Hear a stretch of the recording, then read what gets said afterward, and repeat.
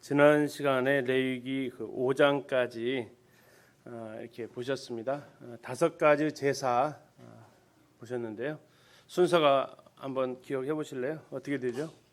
번제, 소제, 화목제, 속죄제, 속건제 이렇게 되어 있습니다.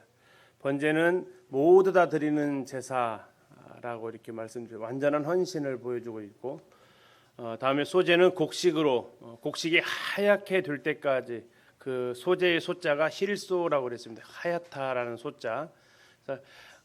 곡식이 하얗게 가루가 될 때까지 부서져서 드려지는 이런 낮아짐, 또 부서짐, 이러한 모습에 사람이 되어 오신 주님을 기억하게 하는 제사입니다.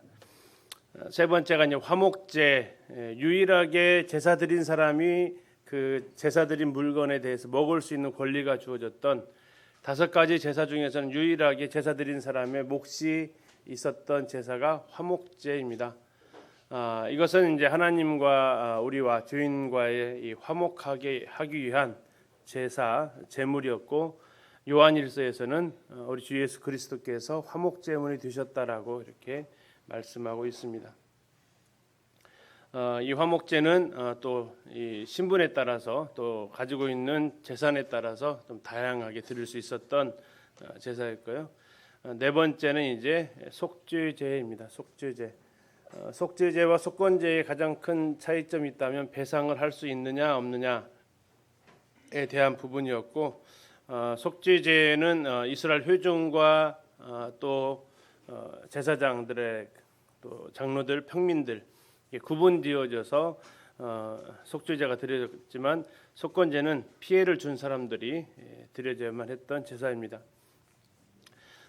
이 레위기가 원래 5장 내용이 6장 7절에서 마무리가 되어져야 그 다음에 자연스럽게 이어지거든요.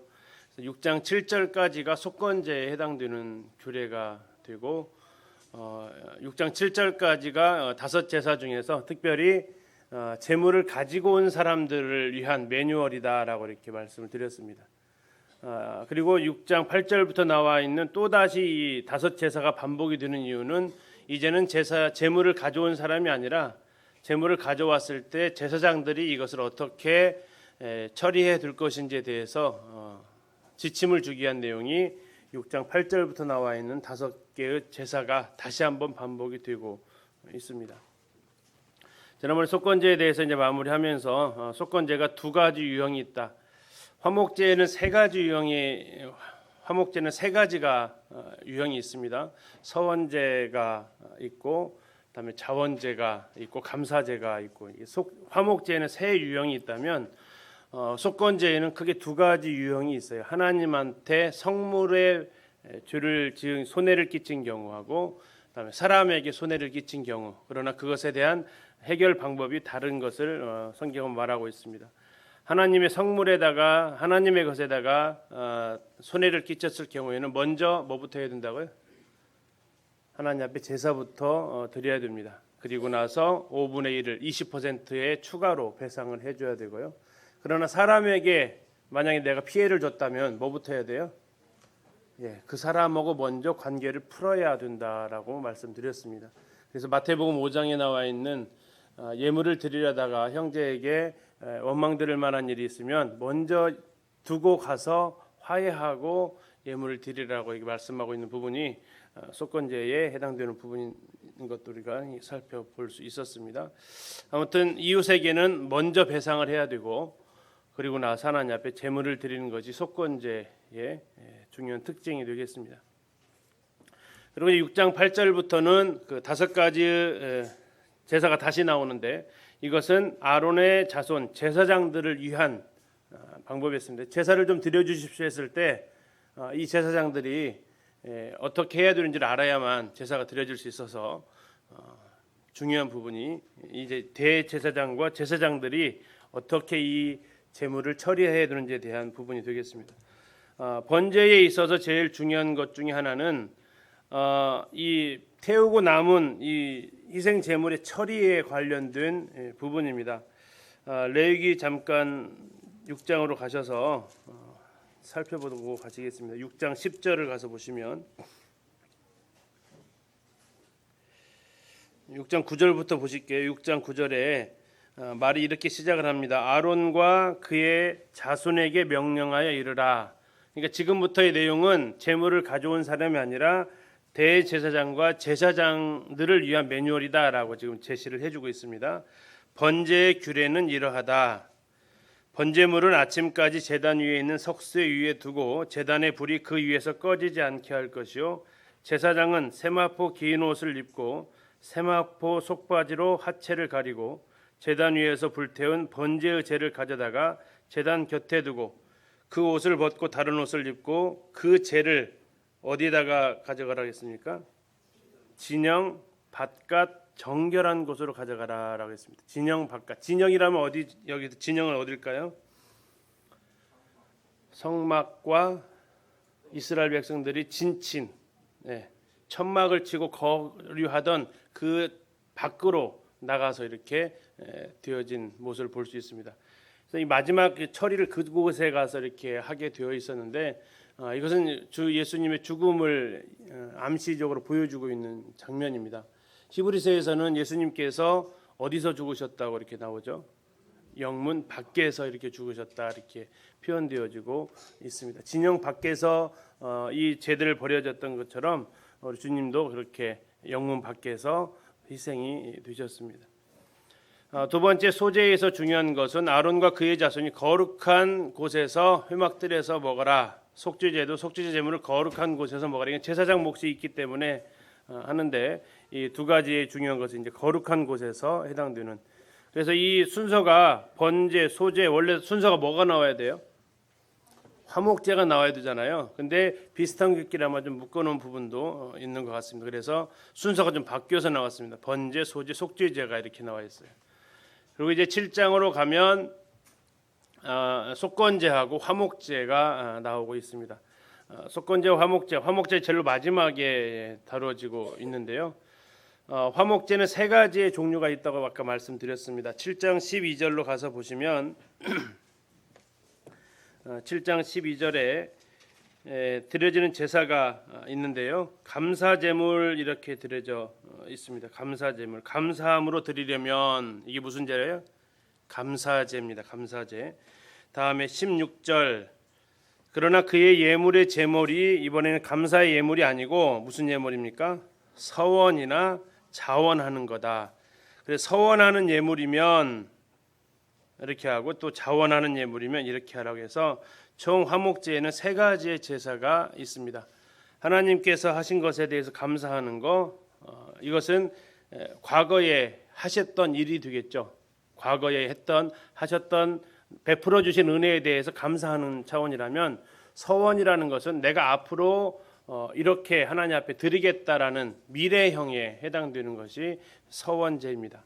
그리고 이러한 모든 것은 누가 시켜서 하는 게 아니고 어떻게 해요? 자원해서 하라고. 전에 이제 개역 한글에서는 낙헌제라고 이렇게 표현이 되어 있었습니다. 같은 단어입니다. 낙헌제하고 자원제는 같은 단어가 되겠습니다. 이렇게 해서 이제 5개의 제사에 대한 규례, 제사장용 규례가 전달이 된 이후에 제사에서 이제 총체적으로 총괄평을 합니다. 제사에서 주의사항, 절대 먹어서는 안 되는 것을 얘기합니다. 기름을 먹지 말아라, 피를 먹지 말아라. 다음에 죽거나 찢기거나 한 짐승의 기름도 먹지 말라고 하시면서 이건 이제 이런 것들을 먹게 되면 1차적으로는 그들에게 굉장히 건강에 해로운 부분들이 있어서 하나님께서 금하시는 모습을 볼 수 있고요. 다음에 화목제물 중에서 제사장이 받을 수 있는 것이 두 가지가 나오는데, 하나는 화목제물의 흔든 가슴입니다. 가슴살하고요. 또 하나는 오른쪽 뒷다리살입니다. 뒷다리 고기는 먹을 수 있다. 근데 이제 흔히 말하는 가슴은 사랑으로 이렇게 우리가 해석될 수 있고, 오른쪽 뒷다리는 힘입니다. 그래서 능력으로 이렇게 표현되어질 수 있는데, 이것을 가지고 하나님 이제 제사장들이 먹을 수 있다라고 하나님께서 허락을 하셨습니다.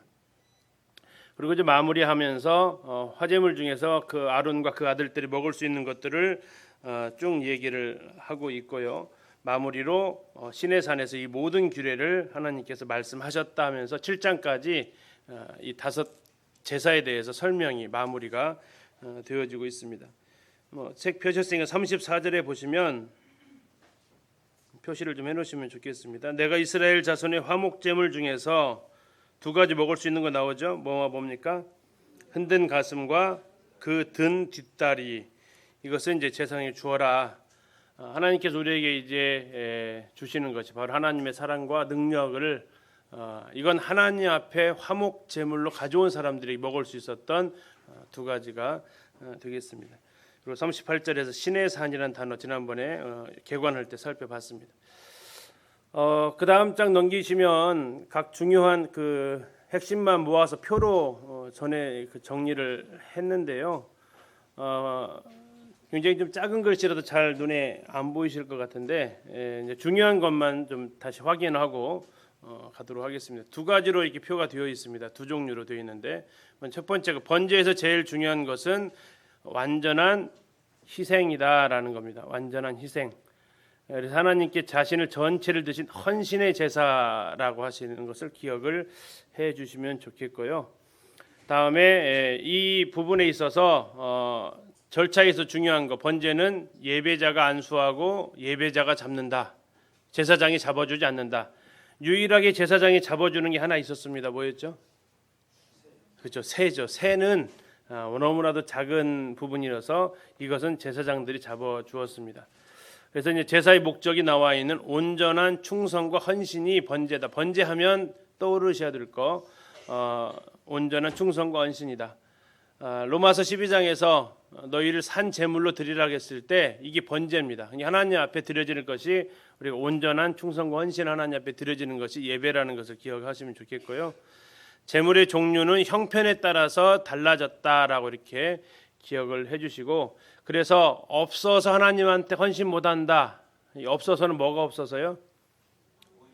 돈이 없어서 또 뭐가 없어서 시간이 없어서 또 뭐가 없어서 능력이 없어서 이거 없어서 못한다고 하지 말아라.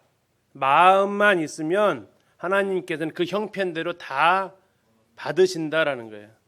예수님께서 직접적으로 과부의 두 렙돈 얘기하시면서 부자의 헌금보다도 누가 더 많이 넣었다고요? 과부의 두 렙돈이 더 많다라고 얘기하시는 거죠. 그래서 없어서 못한다고 하지 마라. 핑계대지 말아라. 하나님 앞에 헌신은 하나님께서 받으신다. 갑자기 컴퓨터가 꺼지죠. 컴퓨터가 헌신을 안 하네요. 그 책을 통해서 설명을 좀 보시면 그 다음에 두 번째가 이제 소제가 나오는데요. 소제에서 기억하실 것은 이것은 어떤 제사입니까? 곡식 제사라는 겁니다. 곡식 제사인데 이것은 삶입니다. 삶. 매일의 우리의 삶을 표현하고 있는 것이 소제다. 이 소제에 있어서 중요한 것은 드려서는 안 되는 게 두 가지가 있습니다. 지금 업데이트 중하고 있어요. 두 가지를 뭘 드리면 안 된다고 그랬죠? 누룩하고 꿀. 왜 안 된다고 그랬죠? 제물의 본질을 훼손시킨다 그랬습니다. 자, 그래서 누룩은 뭘 훼손시킵니까? 부풀리게 하는 거죠. 내 헌신을 부풀리거나 내 삶을 부풀리거나 과장되게 하거나 다음에 꿀은 뭐 하는 거죠? 맛을 내게 하는 거죠. 그래서 이 내 본질을 훼손하는 부풀리고 사람들한테 인정받고 이런 것들로 하나님 앞에 드려지는 것을 우리가 주의해야 될 것을 생각하게 되고요. 그래서 여기에는 그러나 반드시 넣어야 될 것이 뭡니까? 소금은 반드시 넣어라라고 변치 않는 소금 언약을 이렇게 말할 때 말하고 있습니다. 자, 화목제에서 중요한 것은 친교입니다. 친목이라고도 하는데 친교와 관련된 제물이 되겠습니다. 여기에서 이제 중요한 것도 기억하실 것은 먹을 수 있는 것 두 가지 있었습니다. 뭐와 뭘 먹을 수 있어요? 가슴하고 뒷다리. 자, 가슴은 하나님의 사랑, 그 다음에 뒷다리는 하나님의 힘, 능력. 그래서 하나님과 화목하게 되어졌을 때 우리에게 회복되어지는 것이 그 하나님에 대한 사랑과 하나님을 섬길 수 있는 능력이 살아나게 됩니다. 자, 그러면서 이 세 가지의 종류가 있다고 했습니다. 제물의 종류가 세 가지. 네 번째 줄에 첫 번째가 감사제, 두 번째가 서원제, 세 번째가 자원제. 자, 이 세 가지 모두 다 화목제의 하위 영역이다라고 생각하시면 되겠습니다. 이것도 역시 동일하게 형편에 따라서 드립니다. 하나님과 화목하는 데 있어서도 핑계대지 마라. 하나님과 화목하는 데 있어서도 하나님께서 다 받으시는 거니까 이것도 핑계대지 않도록 하나님께서 말씀하고 계시고요. 이 유일하게 제물 중에서 유일하게 먹을 수 있는 제물이 무슨 제사라고요? 화목제만 먹을 수 있다라고 이렇게 유일하게 먹을 수 있는 제사가 되겠습니다. 다음에 이제 속죄제로 가서 보시면 이것은 뭐 느낌적으로 뭐 워낙 잘 아실 겁니다. 이것은 주님의 십자가를 우리가 떠오르게 하는, 주님께서 십자가에서 우리의 죄를 완전히 갚으신 속죄를 생각하게 하는 제사가 속죄제가 되겠습니다. 이 속죄제의 특징은 누가 드립니까? 형편의 신분에 따라서 다 드려졌다라는 겁니다. 제사장과 이스라엘 백성 전체 흠없는 수송아지가 드려졌고요. 족장과 평민을 향해서는 염소가 이렇게 드려지게 됩니다. 역시 여기에서 제외되는 사람은 아무도 없다. 속죄에 있어서도 아무도 여기에 대해서 핑계댈 수 없다라고 말하고 있습니다. 다음에 속건제 있어서는 이것은 사람과의 관계에서도 드려져야 되는 제사인데요. 우리의 일상적인 죄들이라고 보통 생각을 할 수가 있겠습니다. 속죄제는 sin이라고 이렇게 한다면 속건제는 이제 sins의 개념이 아마 될 것 같습니다. 그래서 몇 퍼센트의 배상률을 더 내야 되죠? 20%, 5분의 1을 더 내야 됩니다. 두 가지 유형이 있다고 그랬습니다. 하나님께 제사를 먼저 드려야 되는 성물에 대한 범죄가 있고, 사람과의 관계부터 회복해야 되는 이웃에 대한 이 죄가 있습니다. 이렇게 해서 이 다섯 가지 제사를 우리가 같이 이렇게 보시고요. 그 다음에 나와 있는 것도 약간 좀 설명 부분만 좀 다르지 거의 같습니다. 주로 이제 취하실 것은 거기 나와 있는 상징, 의미, 교훈 이 부분을 좀 더 좀 보시면 거의 비슷한 표현입니다. 번제가 뭐라고요? 온전한 헌신, 헌신이라는 단어 나와 있죠. 온전한 헌신, 로마서 12장 1절에 이렇게 나와 있습니다. 다음에 소제에서 중요한 것은 뭐라고 하죠? 삶입니다. 삶, 온전한 삶, 하나님 앞에 드려진 부서지고 깨어지고 낮아진 그 삶.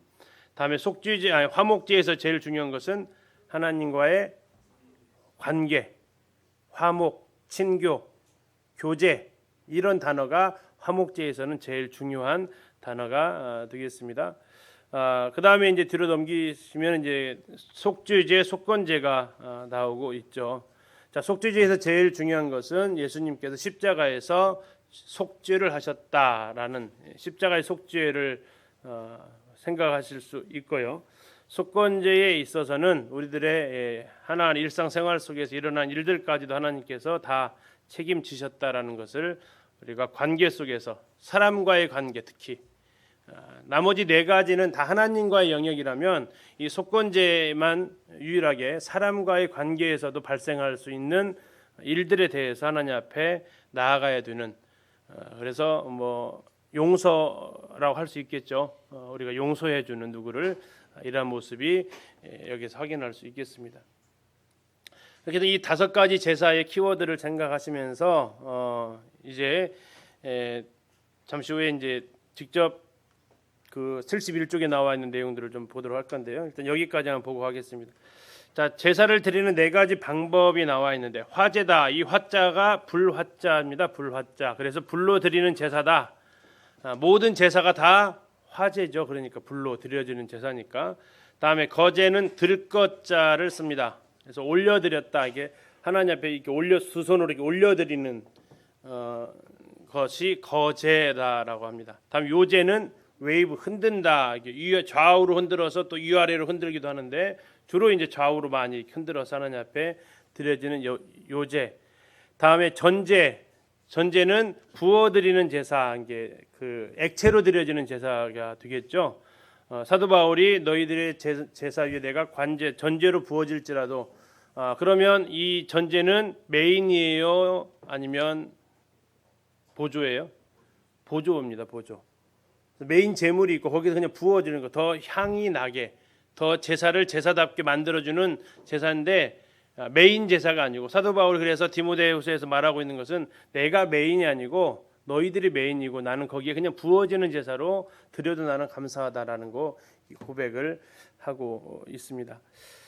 자, 이제 우리 교재 71쪽으로 가셔서 71쪽에 가시면 거기에 다섯 제사 이렇게 나와 있습니다. 그걸 통해서 다시 한번 복습을 좀 하고 이렇게 가도록 하겠습니다. 이 다섯 제사와 일곱 개의 절기를 우리가 어느 정도 느낌을 가지고 있어야 이 단어들이 계속해서 신약에서도 등장을 하기 때문에 그렇습니다. 자, 다섯 제사 다시 한번 해보겠습니다. 시작.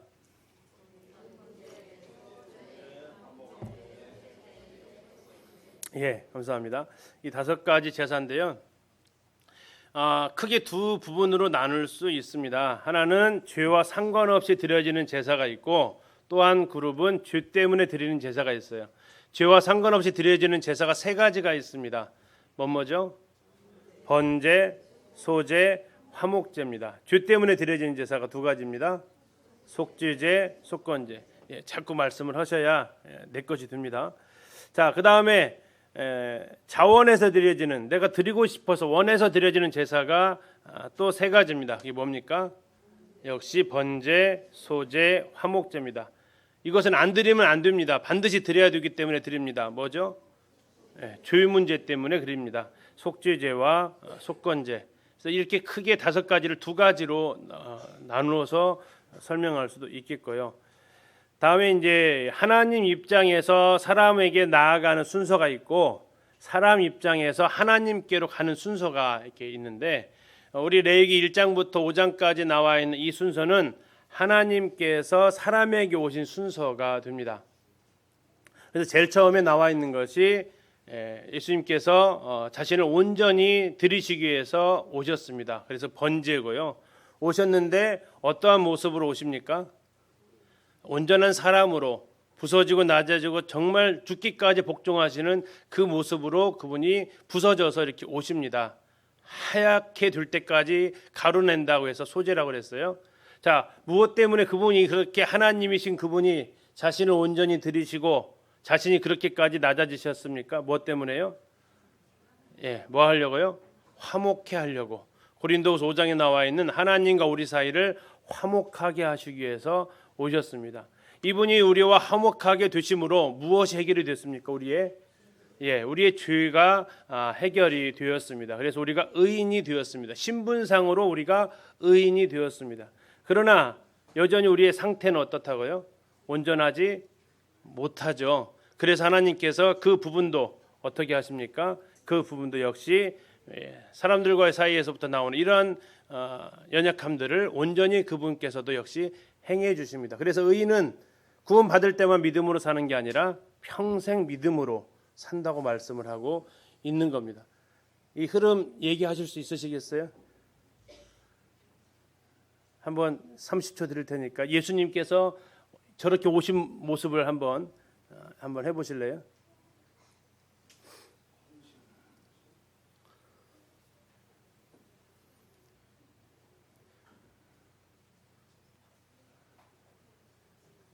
안 보시고 다섯 개를 쭉 연결해서 문장을 만드시면 지금 내 것이 되신 거예요. 자, 이번에는 이제 사람의 입장에서 하나님께 이 사랑을 입은 하나님의 사랑이 이렇게 왔잖아요. 산에 가서 야호하면은 뭐가 와야 돼요? 메아리가 되돌아와야 되잖아요. 하나님께서 이렇게 자신을 내어주셔서 사랑을 고백을 하셨어요. 이런 제사를 통해서. 그러면 우리 쪽에서도 역시 메아리가 나가는 거죠. 메아리는 어떻게 해요? 뒤에서부터 출발을 합니다.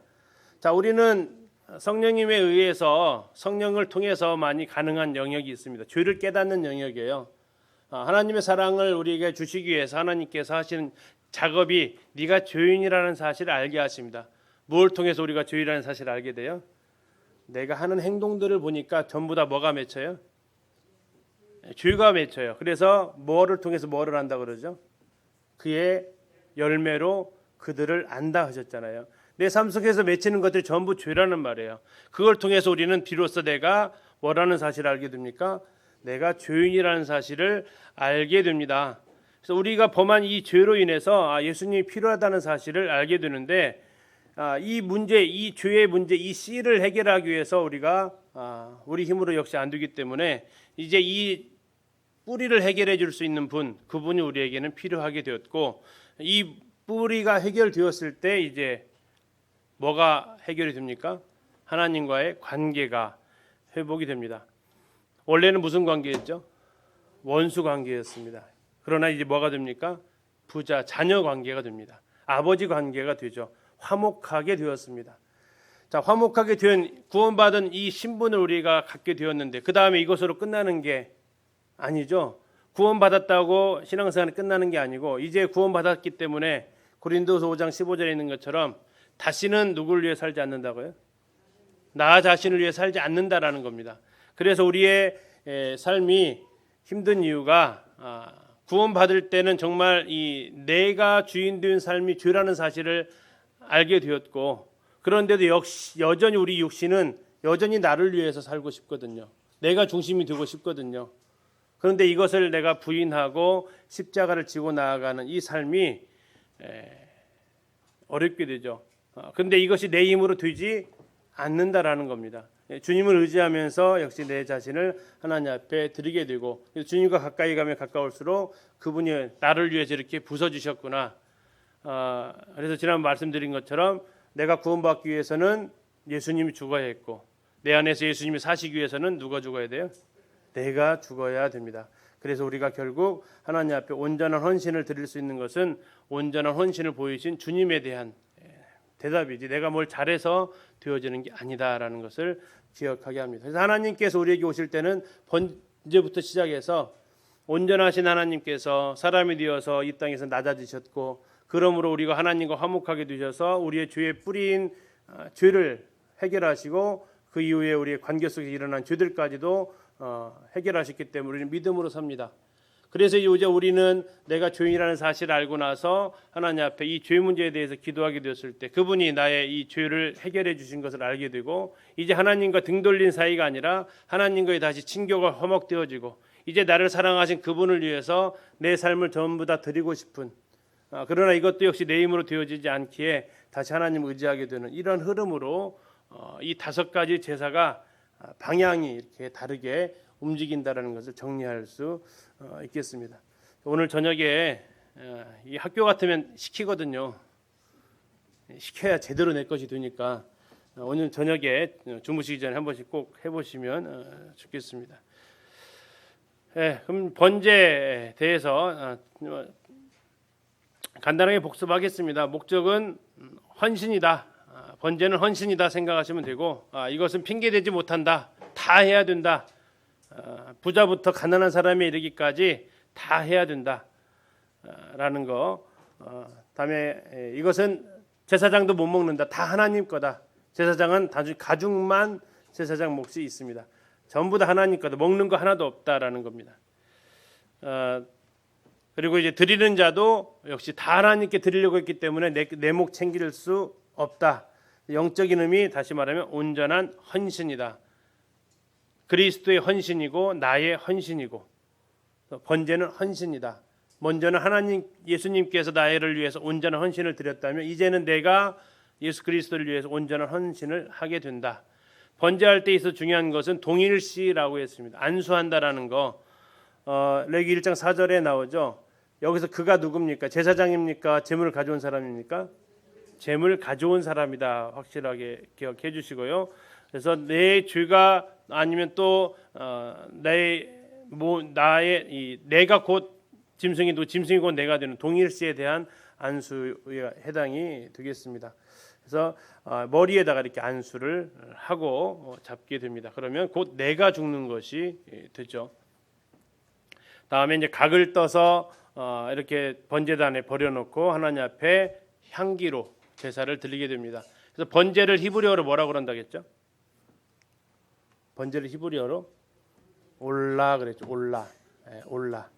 올라갑니다. 번제 향이 연기가 위로 올라가는 것처럼 번제는 올라가게 되어 있습니다. 그래서 올라라는 히브리어가 쓰여지고 있는데 하나님 앞에 이게 향기로운 제사다라고 이렇게 말씀을 하고 있죠. 그래서 이렇게 지금 태우면서 연기가 하늘로 하나님께로 올라갑니다. 그리고 하나님께서는 말씀하시되 이거 향기로운 냄새다라고 하십니다. 우리의 온전한 헌신은 하나님께서 기뻐하시는 거죠. 번제의 의미 계속해서 말합니다. 뭐라고요? 한 글자 한 단어로 말하면 헌신이다. 헌신. 그리고 제물을 안수하는 건 누가 한다고요? 제물을 가져온 사람이 한다. 동일시한다. 다음에 번제의 속죄를 통해서 하나님께서 향기를 받으셨고 또 하나님 앞에 전부를 태워 드립니다. 이것은 전부 다 하나님 거라는 것이죠. 자, 이제 소제에 들어가서 보도록 하겠습니다. 소제 무엇으로 드리는 제사입니까? 유일하게 곡식으로 드려지는 제사입니다. 단독 제사입니까? 아니면 같이 드려져야 됩니까? 소제는 항상 같이 드려집니다. 따로 드려지지 않습니다. 다른 제사가 드려질 때 이 소제가 같이 플러스 알파해서 드려지는 거지 소제에다가 다른 걸 플러스 시키는 것도 아니고요. 소제만 드리는 것도 아닙니다. 이 소제는 반드시 다른 제사와 함께 드리도록 되어져 있습니다. 그러니까 우리의 삶이라는 것 자체가 그런 모습이죠.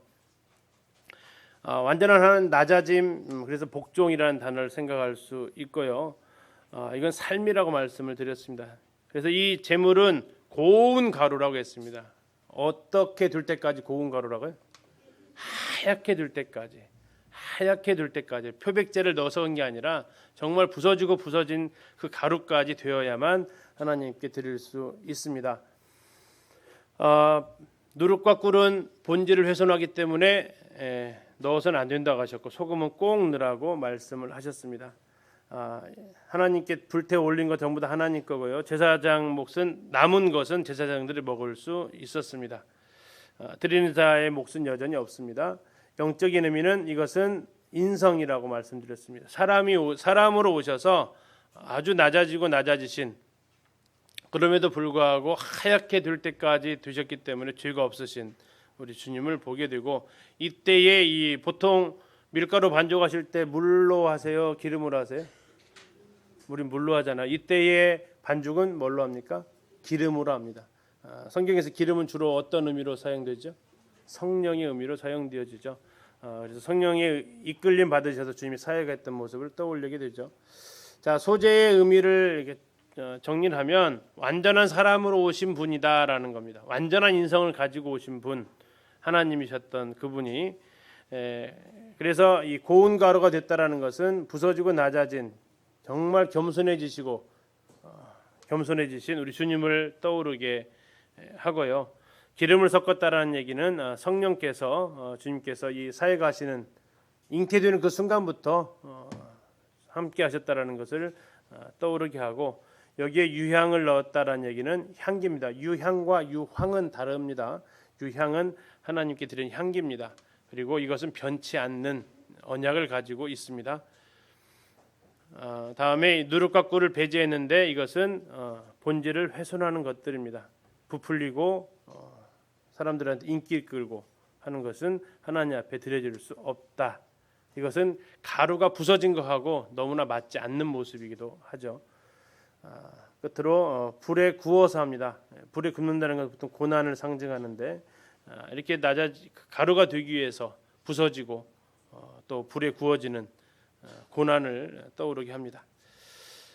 다음 이제 화목제로 가서 보시면 화목제는 제일 중요한 단어가 교제, 친교, 화평을 이룬 그런 관계에 있습니다. 세 가지 있습니다. 감사제, 서원제, 낙헌제 또는 자원제 이렇게 있고요. 이 제물도 역시 신분에 따라서 다르게 드릴 수 있어서 하나님께서 부자만 받는 화목하는 것이 아닌 것을 또 확인할 수 있습니다.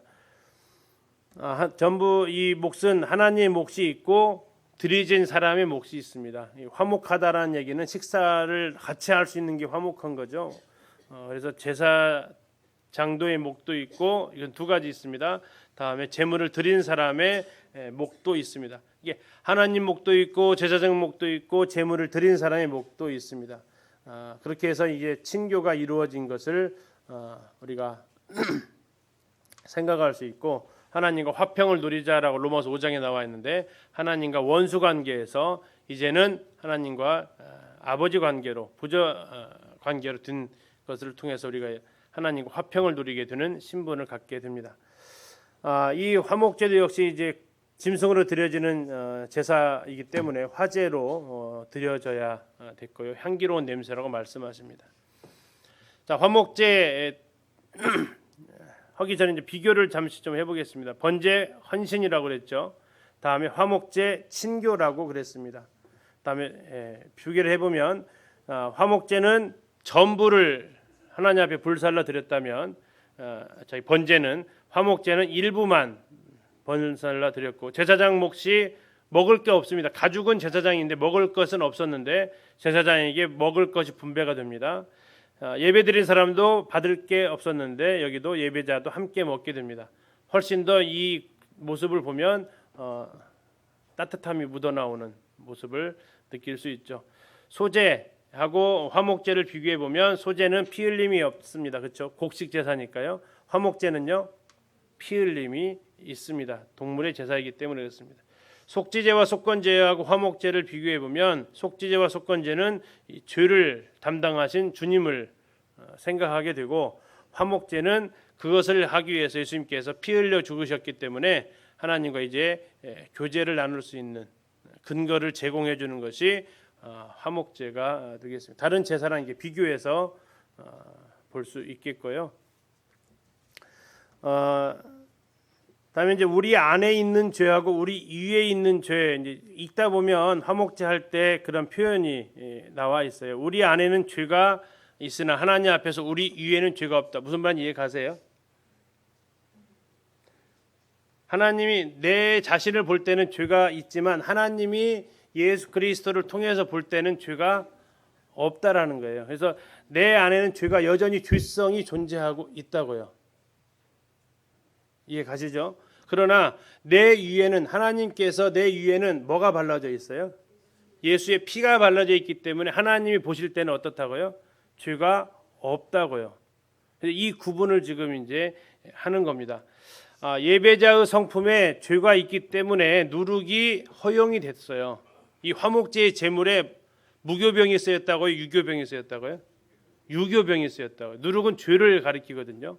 이 화목제를 드리는데 유교병이 사용이 됐어요. 그런데 예배제 양심에 죄가 있어서는 안 되기 때문에 부정한 자는 먹을 수 없게 만들어 놨습니다. 서로 이렇게 반대되는 것이 존재하고 있었다는 겁니다. 우리는 우리 안에 죄가 죄들로 나타나지 않도록 새 성품의 능력 안에서 행해야 되는데 죄는 우리 안에 존재하지만 우리는 그리스도 안에서 죄에 대해서 죽었습니다. 그래서 그리스도인은 죄의 지배로부터 벗어나서 해방을 받은 기쁨을 누리게 되었고 만약 죄를 지으면 우리는 자백할 수 있는 그래서 더 이상 이 죄인이 아니지만 죄에서 용서받은 죄인 가장 적절한 표현은 용서받은 죄인이에요. 이게 맞는 듯 하면서 안 맞는 말이죠. 용서받았으면 죄인이에요 아니에요? 아닌데 용서받은 죄인을 이거 표현해 주고 있는 그 뜻을 아시면 돼요. 알고 쓰시면 돼요.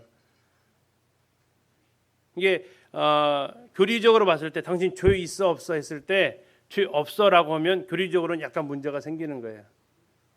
그 죄를 용서받았어라고 하면 성경에서는 가장 적절한 표현이 되어지는 거예요. 내 죄가 용서받았다라는 표현이 성경에서 이제 죄가 있다 없다라고 이렇게 하게 되면 약간 어려울 수 있어요. 교리적으로 그 무슨 의미인지는 알고 우리가 사용하기 때문에 문제되지는 않습니다. 정확한 표현은 뭐라고요? 죄가 용서받았다. 그러니까 세상에 두 부류로 나누면 용서받지 못한 죄인하고 용서받은 죄인하고 그래서 용서받은 죄인은 내가 무죄해서가 아니고 죄가 있더라도 죄로 인정함을 받지 않기 때문에 그래서 내가 하나님 앞에 의인이다라고 나갈 수 있는 거죠. 그 차이를 우리가 일단 아시면 되겠습니다. 성도들은 이 의미를 구분할 수가 있는데요. 이 구원받지 않은 사람은 그게 뭔 소리인가 이해를 잘 못해요. 그래서 뭔 용서를 받았는데 주인이라고 그러고 이런 의미 차이 우리는 아실 수 있을 거예요. 그래서 참된 예배자들은 하나님과 더불어 거룩한 친교 가운데서 그리스도를 만끽하며 누릴 수 있다. 그리스도의 피가 이 영원한 친교 속으로 참된 신자들을 이끌어 간다라는 겁니다. 화목제 유교병은 화목제의 피를 뿌린 제사장에게 돌리게 되어 있고 예배자의 본성에 있는 누룩은 화목제 희생의 피로 완전히 처리가 됩니다. 그래서 이 의미에 대해서 다시 한번 이것만 이해하시면 돼요. 우리 안에 죄가 있지만 우리 위에는 죄가 없다. 우리 위에도 죄가 여전히 존재하면 피가 뿌려지지 않은 거다. 그러면 하나님의 진노를 받게 된다. 그러나 이게 완전 성화하는 사람들이 이 오류인데 내 안에 죄가 없다. 사도 바울이 이제 로마 7장에서 고백하는 거잖아요. 내 속에 여전히 뭐가 존재하고 있다고 고백을 하죠. 예, 이 죄성이 존재하고 있다라는. 그래서 우리가 매일의 삶 속에서 이 죄성이 영향력을 발휘하게 되면 오라 나는 또 공고한 사람이다라고 얘기를 하게 되죠. 근데 이 완전 성화주의자들은 뭐예요? 그렇지 않다라는 거예요. 두 갈래잖아요. 그래서 이제 이 부분에 대해서 우리가 분명하게 알고 넘어갔으면 되겠습니다. 그래서 내가 죄가 없는 게 아니라 죄가 용서받았다라는 개념을 기억하시면 되겠고요. 속죄제의 개념인데요. 네 번째죠. 속죄제. 이것은 배상이 안 되는 죄들이 되겠습니다. 하나님께 지은 죄입니다. 종류별로 나와 있습니다. 신분별로 제사장과 전체 회중, 다음에 족장이 죄를 지었을 때, 평민이 죄를 지었을 때, 다음에 가난한 사람이 죄를 지었을 때, 역시 이 죄 해결하는 것도 하나님이 빈부 가리지 않고 모든 사람한테 죄를 속한 받을 수 있는 기회를 전부 다 허락하셨음을 볼 수 있습니다. 하나님의 몫은 역시 기름과 콩팥인데요. 나중에 학자들은 얘기합니다. 이것은 먹으면 사람들에게 전혀 도움되지 않기 때문에 못 먹게 하기 위한 하나님의 배려다라고 이야기를 보통 하고요. 다음에 이거 속죄제는 진 밖에서 태우라고 그랬습니다. 제사장의 몫은 남은 고기는 먹을 수 있었습니다. 드린 사람은 자신의 죄 때문에 드려지기 때문에 먹을 수 있는 건 없었고요. 그리스도께서 우리를 위해서 죄가 되셨고 그래서 거기에서 예루살렘 성 밖에서 영문 밖에서 죽음을 당하신 그 모습을 떠오르게 하는 것이 속죄제가 되겠습니다. 이 제사장이 여기가 지금 어디죠? 지금 여기가 어디예요? 성소. 이 뒤에가 지성소죠. 제사장과 회중의 속죄는 지성소 휘장 앞에서 속죄제의 피를 뿌리면서 이루어집니다. 다시 말하면 지성소 입구 휘장에다가 피를 7번 뿌려서 속죄를 하는 겁니다. 레위기 4장 6절에서 제사장이 범죄의 손가락에 피를 찍어 여호와 앞 곧 성소의 휘장 앞에 7번 뿌려라라고 되어 있습니다. 손가락으로 뿌리는데요. 이렇게 해서 이스라엘 온 회중이 죄를 지었을 때도 이렇게 합니다.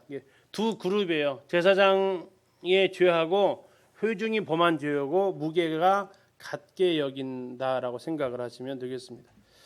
그리고 이제 제사장 그리고 나서 했던 것이 향단불에다가 제물의 피를 바르게 되어져 있습니다. 향단불이 4군데가 있는데 순서가 있어요. 아무데나 막 바르는 게 아니고 저 순서는 성경에는 나와 있지는 않습니다.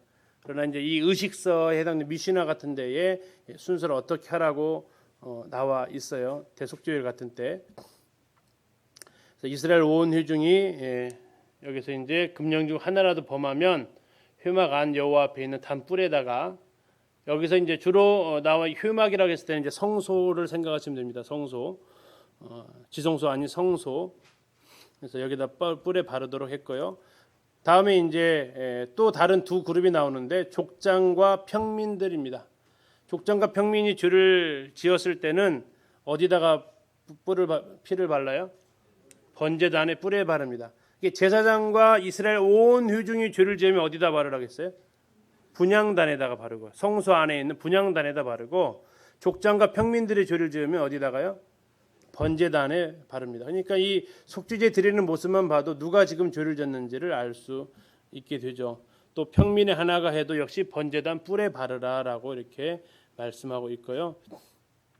그리고 나서 이 속죄제 기름을 번제단에서 다 불사르게 됩니다. 기름 먹지 말라고 했기 때문에 모든 기름을 여기에서 다음보다 불살라 올리게 되죠. 자, 속죄제하고 다른 제사를 좀 비교를 좀 해보면, 먼저 번제하고 비교해 보면 그렇습니다. 번제는 아까 헌신, 완전한 하나님 예수 그리스도의 헌신을 보여주는데, 그분이 무엇을 위해 헌신하셨는가? 바로 인간의 이 죄를 해결하기 위해서 그분이 온전히 자신을 내어 주셨다라고 성경은 말씀하고 있습니다. 그래서 안수를 통해서 번제를 하게 되면 제물과 동일시가 되는데, 이 속죄제에서의 안수는 동일시가 아니고 전가입니다. 전가가 뭐냐면 옮겨간다라는 뜻이에요. 이게 안수의 의미가, 하나는 동일시의 의미가 있고, 나랑 같은 내 죄가 이 사람의 죄입니다라고 같은 것이 있고, 또 하나는 뭐가 있어요? 내 죄가 일로 옮겨갔습니다. 그래서 나는 이제 죄에서 자유로워졌고, 대신 이 희생 제물이 죽음으로써 내 죄값은 해결되었습니다 하는 것이 뭐라고요? 전가라는 겁니다. 전가. 번제를 통해서는 동일시라면, 속죄제를 통해서는 전가되어졌다. 내 죄가 그쪽으로 옮겨져서 희생 제물이 죽음으로 내 죄값이 벌을 받은 것으로 인정을 받게 됩니다. 자, 번제단 위에서 불타는 기름, 불이 탔다는 얘기는 하나님께서 제사를 받으셨다라는 거고요. 이 또 하나는 짐 밖에서 불태워라 하겠다는 것은 예수님께서 영문 밖에서 죽으셨다, 이거 말씀 계속 하고 있습니다. 자, 이제 마지막 속건제입니다. 속건제. 자, 속건제는 하나님의 물건이나 또 다른 이웃의 물건에 손해를 준 경우, 다시 말해서 배상을 해야 되는, 손해배상을 해야 될 때 드려지는 제사가 속건제입니다. 자, 이 속건제는 딱 예물이 하나입니다. 흠없는 순양이에요. 다른 제물 없어요. 송아지 아니고 뭐 비둘기 아니에요. 피해를 줬다 그러면 속건제는 딱 제물이 하나예요. 이게 뭐예요? 흠없는 수양. 이 제사의 독특한 특징이죠. 이것만 드릴 수 있었어요. 그리고 플러스 5분의 1 배상을 해야 됩니다. 자, 여호와께 대한 것이다, 만약에 11조다, 성물이다, 이것을 하게 될 경우와 사람에게 한 거, 이럴 경우에 순서가 다르다라고 말씀을 통해서 확인할 수 있었고요. 번제단에서 이제 하나님께 기름과 콩팥은 역시 태워드렸고, 제사장은 남은 거 먹을 수 있었고, 제사 드린 사람은 몫이 있어요, 없어요? 없어요. 지금 잘못해서 드렸기 때문에 먹을 형편이 아니죠. 그래서 영적인 의미는 그리스도께 역시 여전히 우리 삶 속에 지금도 우리 세세한 이런 생활 속에 일어난 일들까지도 그분이 책임지시는 모습을 생각할 수 있게 되고요. 이 지금 번제단 위에서 타고 있는 것, 콩팥과 기름이 타고 있습니다. 콩팥과 기름 전부 다 하나님께 드리도록 되어져 있고요. 아까 이 속건제의 가장 큰 특징은 5분의 1 배상을 한다라는 겁니다. 5분의 1 배상.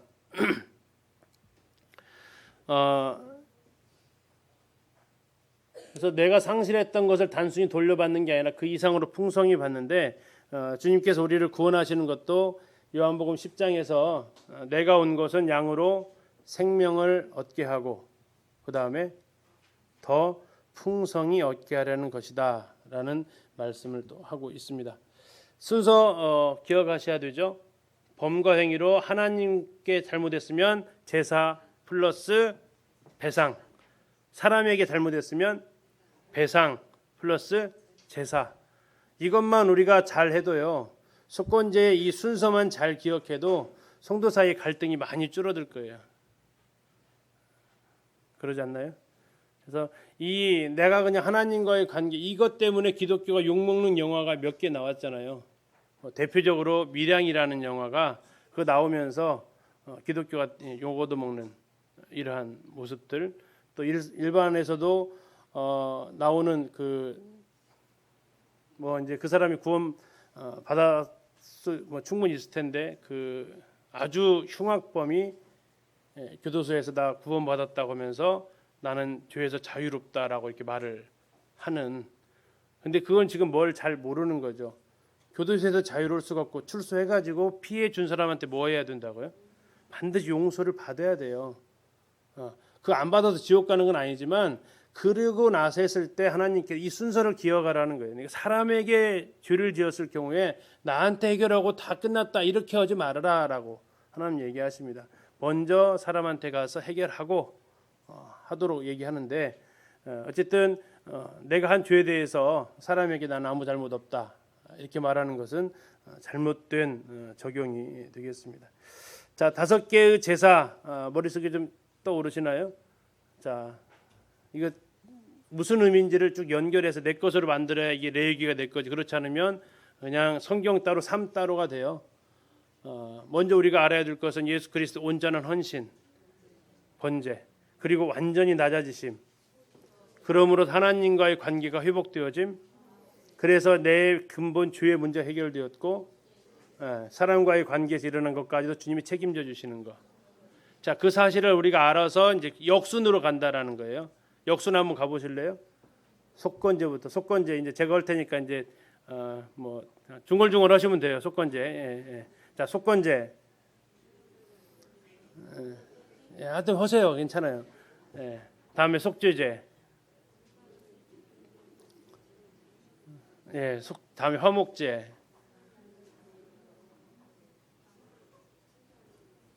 다음에 소제.